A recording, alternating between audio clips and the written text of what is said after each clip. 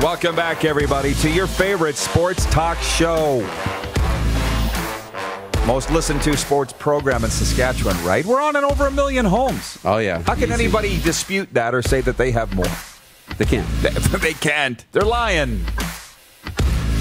So, Don Hewitt lit off a couple stink bombs and then left, as he is wont to do. Yeah.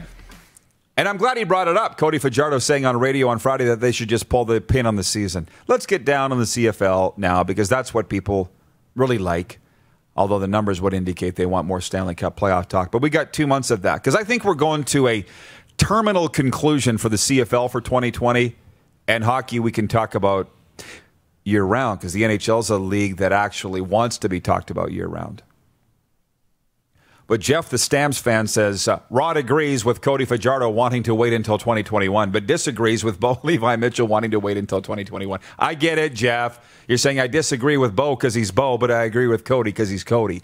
Don't make any apologies for who you are. Have I ever? Never. No. You are seeing, like, write this down. Remember this era. Because you're seeing the dwindling days of how the CFL has done business for a long time. Because it's going to change. And I read the quotes on 3 Down from Cody.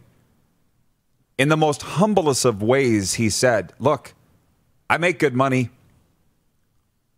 What do you say? He's a leader or he's a figurehead of an organization.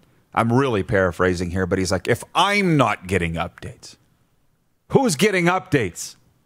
Right? If you're not keeping Cody Fajardo abreast of what's going on, I didn't do as much talking on the phone this weekend as the long weekend, but I have heard from teams that their medical staff hasn't been consulted, their coaching staff hasn't been consulted, nobody's been consulted.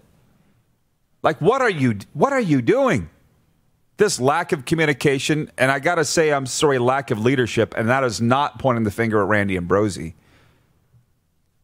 But does anybody think they're just going to magically wave a wand one of these days and say, guys, we're playing? Ha-ha! Do you see that coming? No. When you got Cody Fajardo and Bo Levi Mitchell saying, just pull the pin because we're not hearing anything. Because if you are planning on going, ta-da, whipping the curtain off, tablecloth off the season, wouldn't you think they'd be telling somebody to get ready for it? You're under the canopy, right? You're under the big tent, and you've finally come out from the back. You've been waiting. The show was supposed to start an hour ago. You finally come out, and you pull it. Ta-da! And there's nobody left. There's nobody left. You waited too long. The garbage is blowing in the seats, right? Where is everybody? Wah, wah, wah. And it's, unfortunately, that's where we're at. So, yeah, they've already gone. And on the way out the door, they said, give me my money back or give me a ticket for next year. For the next show. The next show. I'm not waiting. Not waiting. I thought I would have heard something from Shaq Evans, or at least I would have heard that Shaq Evans had said, okay, CFL, I'm done. I went and got a job. Because he imposed that deadline of last Friday, for the CFL to make a decision. Where was he on that? Maybe I missed something.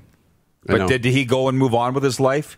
Like all these silly self-imposed deadlines by both the CFL and the players.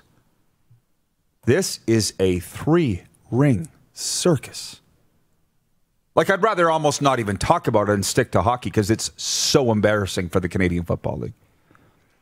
So eventually, how many times do I need to say it? When they do pull the plug on this season, because even the star players are saying, do it.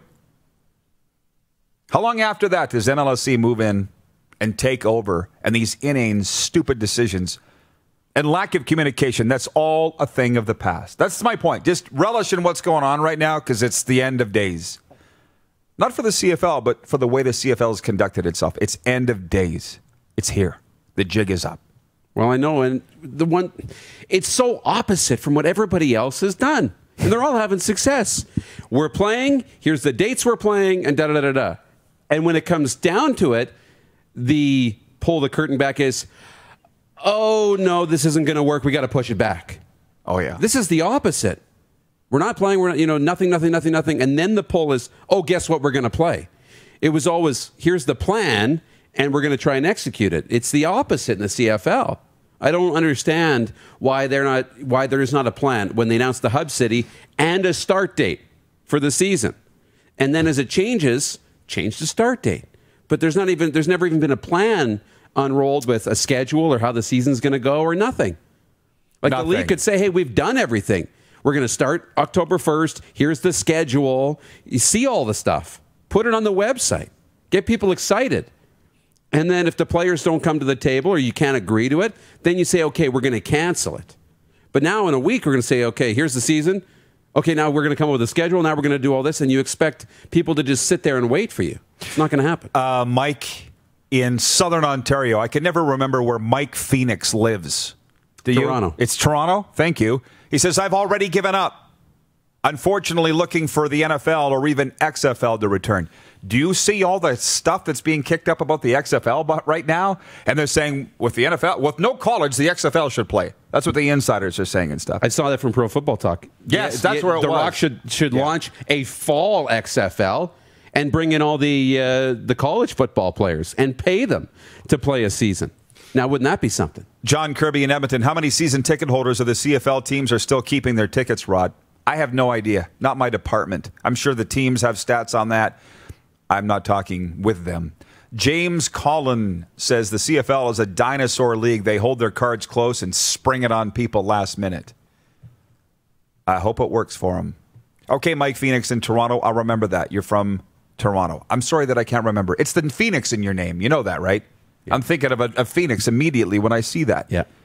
So you talk about the schedule, and they need to come out with that. I think you're right. But, I mean, I go to CFL.ca all the time, and I see stories from my good friends, Chris O'Leary, the senior writer there, I was there just yesterday. Headline, Matt Nichols says there's a difference between being in shape and game shape. And then 5 games to watch in the CFL schedule. I'm going, what? This is fake news. There's nothing here.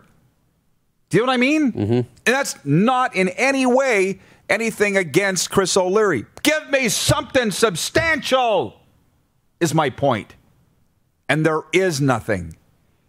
And it would be better for the CFL for us to talk hockey and college football and Raptors and Blue Jays than what the CFL is going on because it's so bad. Anyways, we'll be back with overtime. Hang on. We'll talk about the poll. We'll talk about the rock star of the day and all the rest. It's the RP Show, Facebook Live, Game Plus TV Network, and listen live at rodpeterson.com. You're watching Rod Peterson On Demand. For more of The Rod Peterson Show, visit rodpeterson.com or follow Rod Peterson on social media.